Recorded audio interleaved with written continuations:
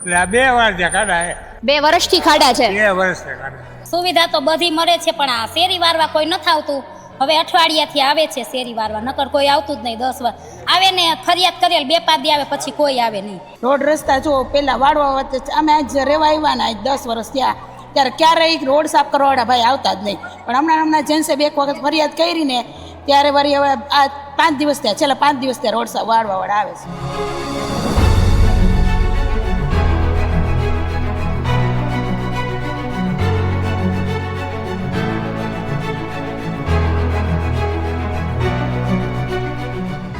નમસ્કાર, આપની સાથે હું આકાંક્ષા. તમે જોઈ રહ્યા છો over Rajkot ward walk with રાજકોટિયન્સની ઝુંબેશ. વોર્ડ નંબર 4માં અમારી ટીમ પહોંચી છે.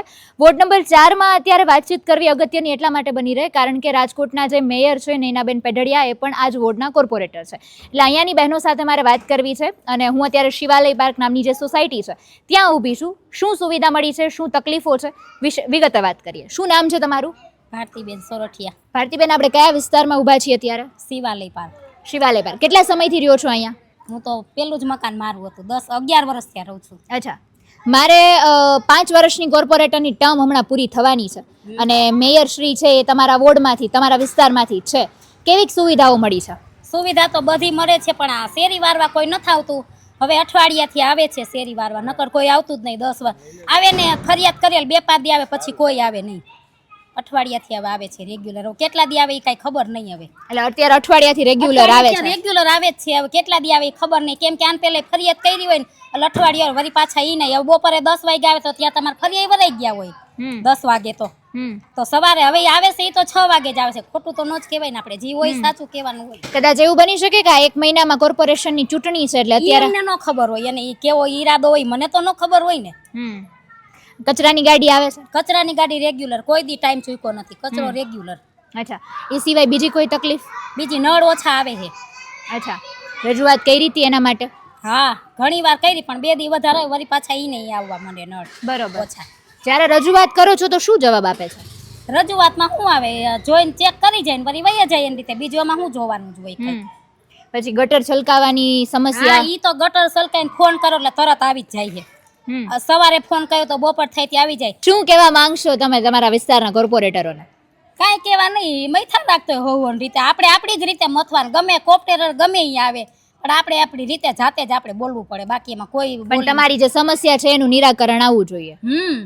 આવું જ જોઈએ ને. વીજળીમાં કેવું છે? આમ બહુ વધારે કાપ આવે છે કે નહીં? વીજળીનો ક્યારે, ઈ તો બધી શાંતિ જ છે. એ સરસ આવે છે બધું? ઈ શાંતિ. બીજી કાંઈ સમસ્યા નથી. બીજી કઈ સમસ્યા નથી. તમારું નામ શું છે? જ્યોત્સનાબેન રામાણી. જ્યોત્સનાબેન, તમે શું કહેશો? આ વિસ્તારમાં વોર્ડ 4માં કેવી સુવિધા છે, શું તકલીફ છે? સુવિધા સારી જ છે. કાંઈ પાણીની તકલીફ છે. પાણી એક ઓછું આવે છે. ફરિયાદ કરી ત્યારે વળી 1 દિવસ આવે, થોડુંક વધારે આવે, પાછી બીજે દિવસે એની તકલીફ હોય. આમ કેટલાક મિનિટ આવતું હશે પાણી? અડધી કલાક. 20 મિનિટ જ આવે છે. 20 મિનિટ જેવું? 20 મિનિટ પાણી આવે. 20 મિનિટ આવે છે ને પાણી? અચ્છા, એ સિવાય બીજી તકલીફ?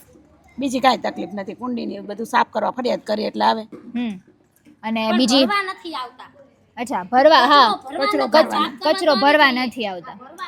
પછી સિવાય રોડ રસ્તા, વીજળી? રોડ રસ્તા જો પેલા વાળવા વચ્ચે અમે આજ રહેવા આવ્યા ને આજ 10 વર્ષ થયા ત્યારે ક્યારેય રોડ સાફ કરવાવાળા ભાઈ આવતા જ નહીં. પણ હમણાં જેન્સે 2 વખત ફરિયાદ કરી ને ત્યારે વળી હવે આ 5 દિવસ થયા, છેલ્લા 5 દિવસ થયા રોડ વાળવાવાળા આવે છે, નહીં આવતા જ નહીં. સાફ કરવા વાળું કોઈ ન આવતું, ખાલી કચરાની ગાડી આવે છે? હા, ખાલી કચરાની ગાડીમાં જાતે જ રોડ સાફ કરતા. બરોબર.